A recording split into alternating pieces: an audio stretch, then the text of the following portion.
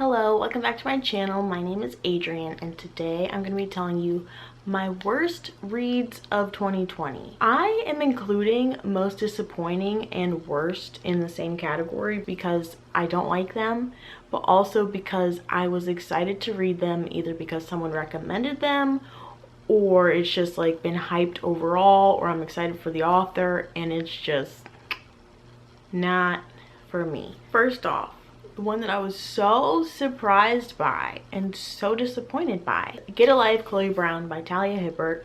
Everyone loves this book, and although I'm not like a romance reader, I thought this was a well-loved, widely loved book that would transcend the genre, which maybe it does, it probably does. Not saying there's anything wrong with romance, but just like that it could be loved by anyone no matter what genre you prefer to read.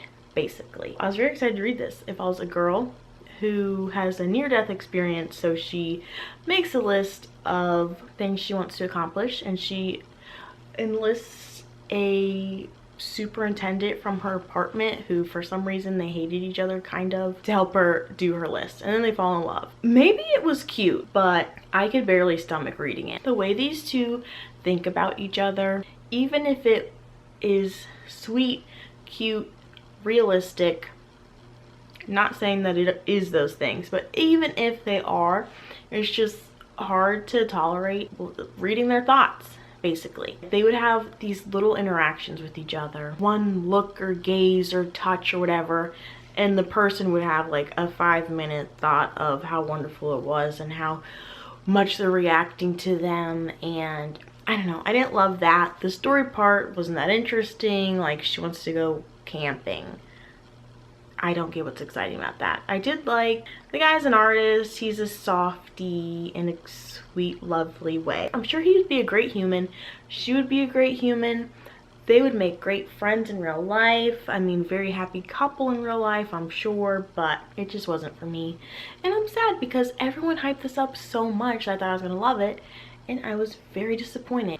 Then one that I feel like I've complained about enough, but I still had to mention it, Secret History by Donna Tartt. Ugh, awful, awful experience for me. This is so well loved and has crazy good reviews. I felt like at first maybe this book just went over my head, but I really don't think so.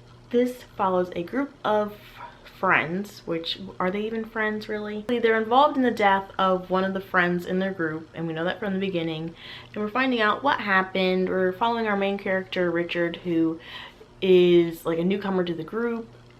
These students who study Greek together, they're super pretentious, they're weird, and they're boring and not fun, and they drink a lot, and for some reason that's a great group of friends to want to join. And I just didn't believe that anyone actually liked or cared about each other. I feel like all the characters in here are just suffering, miserable people. I did make a whole video about disliking this book because I guess my disappointment makes me need to talk about it a lot to try to cope and get over it. But yeah, I just don't get why people like this book so much unless you enjoy suffering. Next is an author that I've always looked forward to reading, and so I was so disappointed that I didn't enjoy it, and that is The ABC Murders by Agatha Christie. Now, I don't know how to pronounce this name, but I'm gonna try it anyways. Hercule Poirot? I don't know. It's not Hercules without an S. It's different. He's a detective. No. Maybe he's a private detective that helps the police on cases. So there's deaths by a killer who first sends a note to Hercule, whatever his name is, saying something bad's gonna happen on this date. And then a dead body shows up and their name starts with an A. And then there's another note and there's someone who dies with the letter B and then C.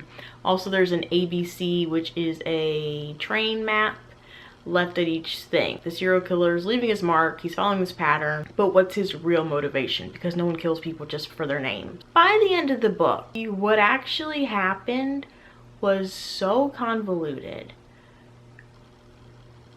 I just couldn't even appreciate anything about it. The reason inside a reason inside a reason and the setup, and this guy is so smart to have figured it out. But there was so much build up to a not great payoff that it wasn't worth drudging through the story, watching them interview people, listening to them chat, because there's no relief throughout the book to keep you going or to make things exciting. So when everything is banking on the reveal, it fell flat. And even if it was a great reveal, I still wouldn't have loved the book because it was just not fun to read. But then the reveal just really sank it for me. I didn't like it, and I don't know if I'll read Agatha Christie again. Maybe I'll read And Then There Were None, since that's like the Agatha Christie book to read, but otherwise I don't think I like her stories. Next is The Afterlife of Holly Chase by Cynthia Hand. This one, I mean, no offense, Emma Books, this is one of her favorite books of all time, and she keeps rereading it and still loves it somehow.